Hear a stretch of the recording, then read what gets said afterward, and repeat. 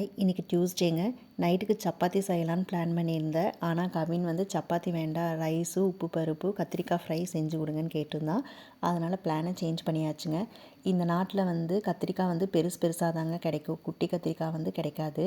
அதனால் இது வந்து குழம்பு வச்சாலும் அவ்வளோ டேஸ்ட்டாக இருக்காதுங்க. ஆனால் ஃப்ரை பண்ணால் ரொம்பவே நல்லாயிருக்கும்.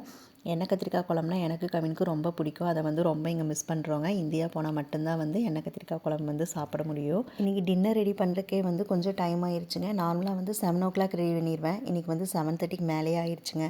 கவினுக்கு வந்து ரொம்ப பசிக்க ஆரம்பிச்சிருச்சு. என்னதான் கவினுக்கு வந்து பசிச்சாலும் அவங்க அப்பா இல்லாமல் அவன் நைட் வந்து சாப்பிடவே மாட்டான். ஏன்னா வந்து காலையிலேயும் மதியானம் நாங்கள் 2 பேரும் தனியாக தான் சாப்பிடுவோம். மேக்ஸிமம் பார்த்திங்கன்னா நாங்கள் ஃபேமிலியோடு சாப்பிட்றதாங்க விருப்பப்படுவோம். ஏன்னா நிறைய டைம் வந்து நாங்கள் ஃபேமிலியோடு ஒட்டுக்கா உட்காந்து சாப்பிட்டதே இல்லை. இப்போ வந்து அது ஒரு சின்ன சந்தோஷம்தான். ஆனால் அந்த சந்தோஷத்தையும் கூட நாங்கள் மிஸ் பண்ணுறதே இல்லைங்க. எப்போவுமே நைட் வந்து நாங்கள் 3 பேரும் சேர்ந்து தான் சாப்பிடுவோம்.